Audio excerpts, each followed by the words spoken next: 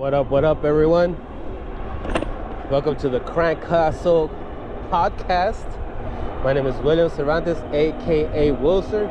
In this podcast, I'll talk about all things food delivery. I like to get in depth about different topics of the food delivery business game, to just get really knowledgeable and get a very good understanding of it, to in turn use this knowledge to get your skills up and make more money. So if this is something that the topic that interests you, this is definitely the podcast for you. I'm here to learn as well, so I want to hear you guys' feedback. I'm sharing it through my experience of doing this for about 4 years and 10,000 deliveries on Uber Eats and DoorDash on my bike, e-bike, scooter / moped here in Los Angeles and sometimes other cities. So one perspective, from one perspective, this is what I talk about. So yeah, if you like it, subscribe. Today's topic, a very interesting one. Something that the entire planet went through, a pandemic. And it's about how it accelerated the business, the food delivery business, how it changed it. So most of it is good, and there's some bad as well. And that's what I'm going to talk about on this podcast. So it's very interesting what went down, and how this was helping all these apps get all of this business. They make so much money, and I'll get into it in the topic in this podcast. So yeah, let's get into it, baby. I'm excited. All right, so let's dive right into it. Let's back up a little bit. A year and a half ago, when the virus started spreading, I remember that time I was still doing deliveries on my bike. Legs were beast as hell, pushing like 60-80 miles per day, working like 8 to 10 hours daily, making about $100 during lunch, $100 during dinner. Pretty good. Business was good, but this was like me multi-apping and really after all this practice, like I kind of got a process, and I was just doing it. It was good. And then that's when it started getting serious. Everyone started realizing that this is a real big threat. A lot of motherfuckers gonna die if we don't take a step. So the entire planet started shutting down. All these countries, little by little, started just telling everybody, all right, y'all gotta stay inside to stop the virus from spreading. I mean, we knew very little about it. We didn't know how it was being transmitted. We had a lot of theories, but not really enough information.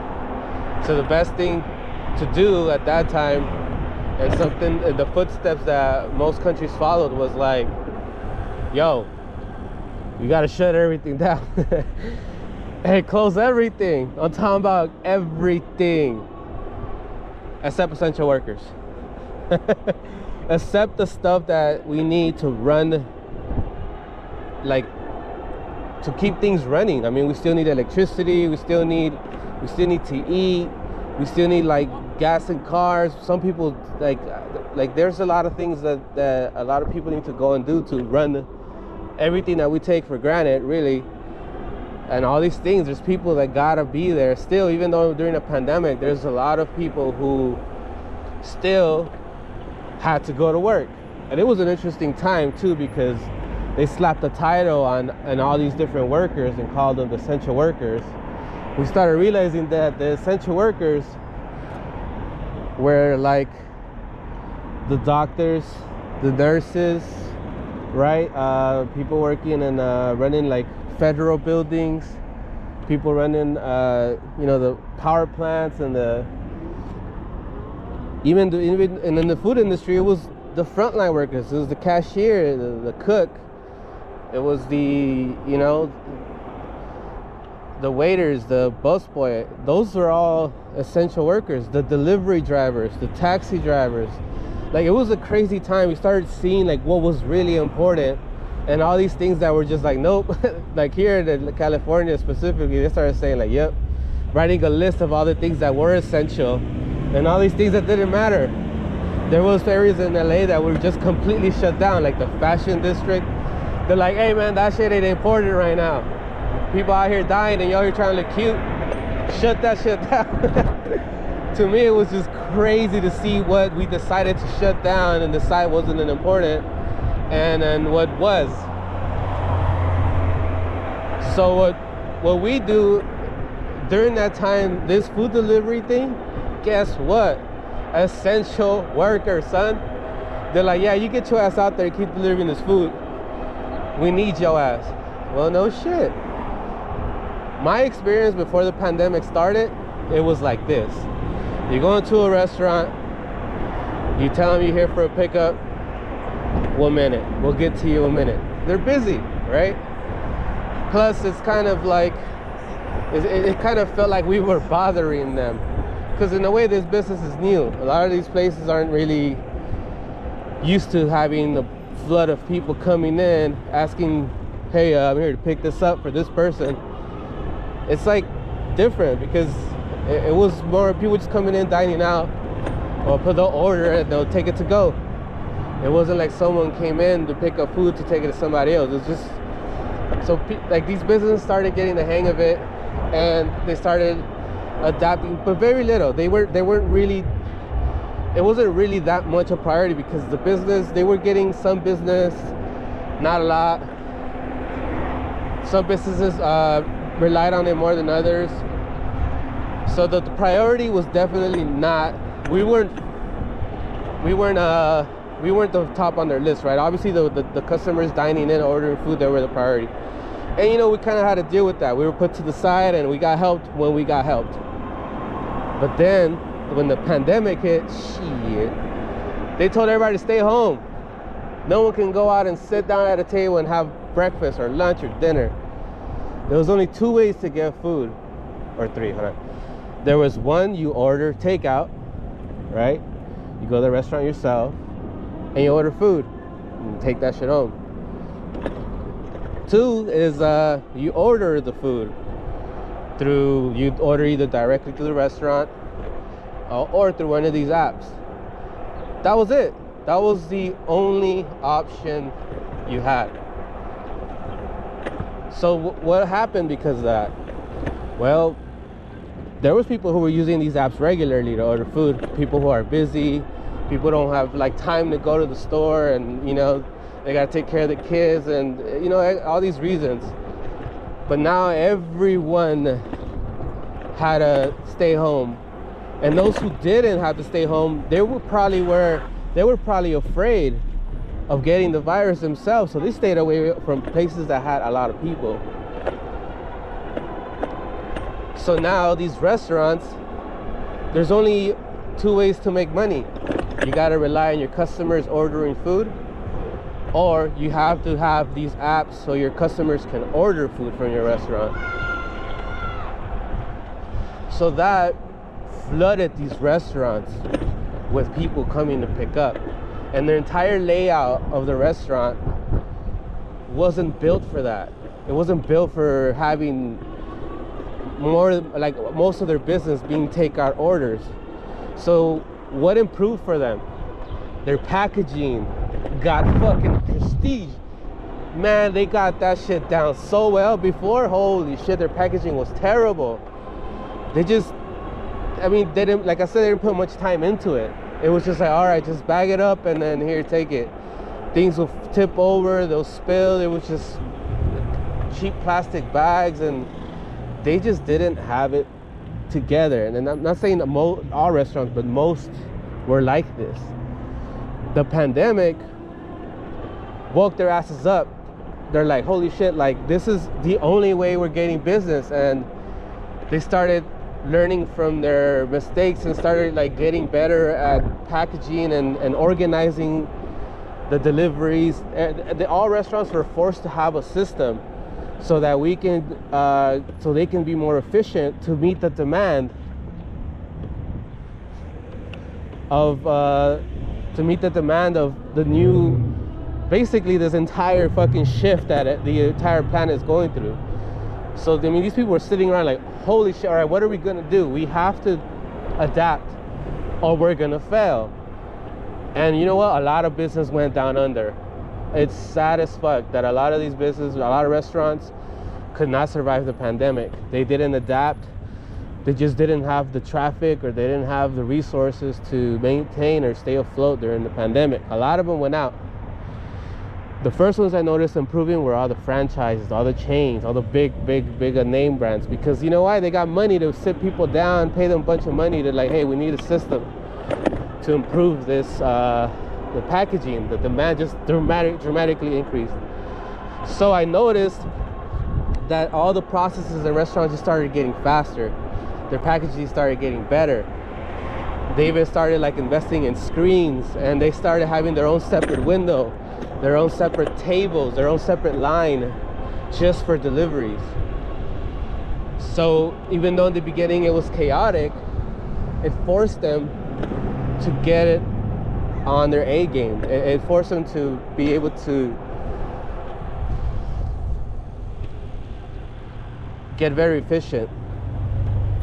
Because if not, how else are they going to make money?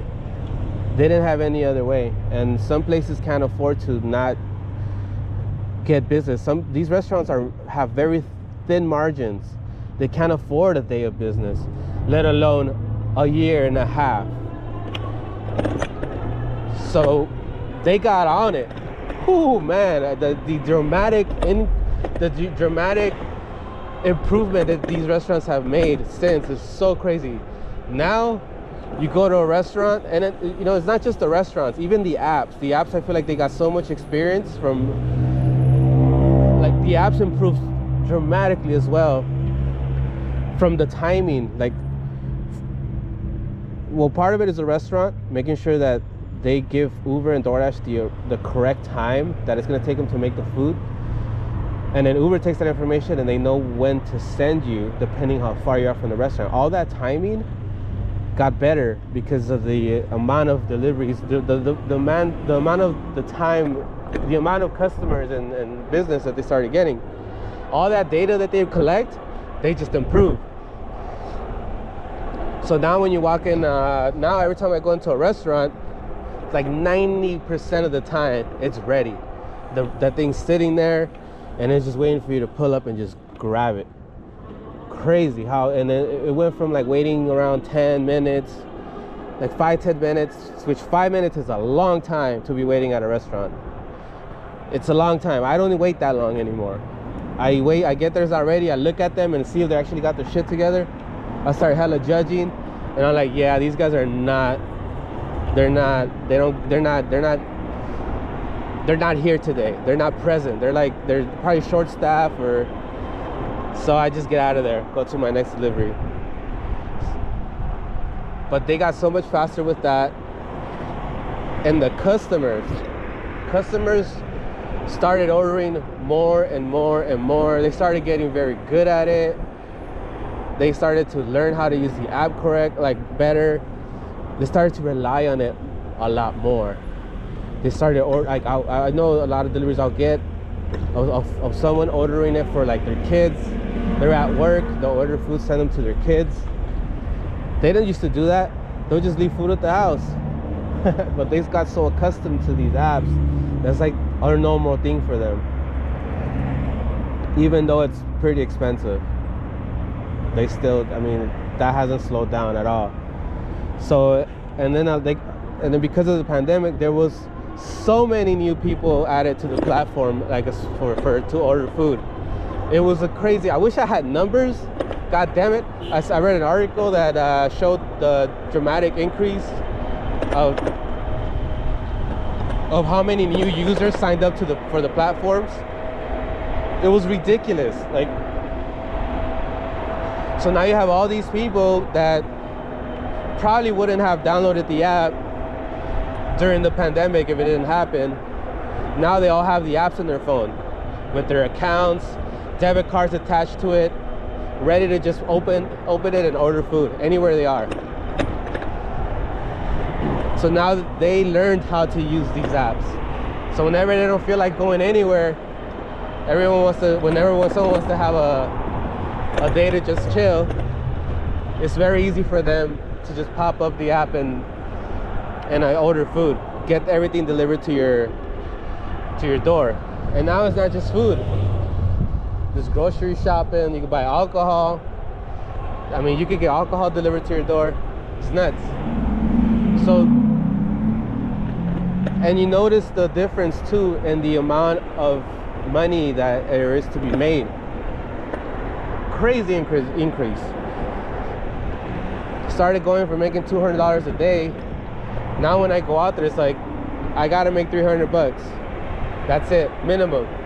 I know there's money out there. There's constantly orders. The pandemic's over now, but the business has not slowed down. These are human behaviors that are it's like it was a year and a half of this. So those became habits. So the way people get food now, it's become a habit. And if I know a few things about humans, is that habits are hard to break. They're hard to break, even if they're expensive. People stick to it. So, in my opinion, I don't think this business is going anywhere. I think there might be a little dip, but I think it's gonna stay consistent. And that's all due to the pandemic. So those are a few things that this pandemic helped the food delivery business. Crazy, it wasn't even expected. But yeah, those are a few things. So let me see if I can think of anything else. Make sure I don't miss anything out. But yeah, so far it's intense what it did to the business. Another one, because people had to stay home, the government had to step in and be like, we gotta help these people out. They can't work. They need to pay bills. So a lot of countries started just handing their citizens money. A bunch of money. Here in the United States, people were actually making more money through unemployment money than they did at their actual jobs. So motherfuckers were rolling. They had money, so they were balling out on those apps. They're just like, yep, I'll take this, I'll take this. Hell yeah, add guac. Just throwing money at these apps because it wasn't even their money. Well, it kind of is. You got to pay it back in taxes, but hey, people don't care that. They don't think about that at the moment. Instant gratification, son. So people started ordering big meals. People are very generous when they get free money. Tips started going up. So this was and this is still going. I mean, people are still getting unemployment, and the pandemic's already over. So that was one big part of the acceleration of the business. People got money. They're like, all right, let's get these apps, start ordering food, make it an everyday thing. So that's one huge thing, man. That's one huge thing that that's definitely had an impact on it.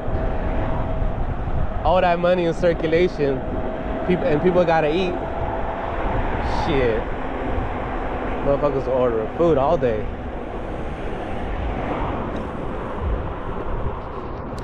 Here's another subtle but also important thing that changed and made it better, in my opinion, because of the pandemic.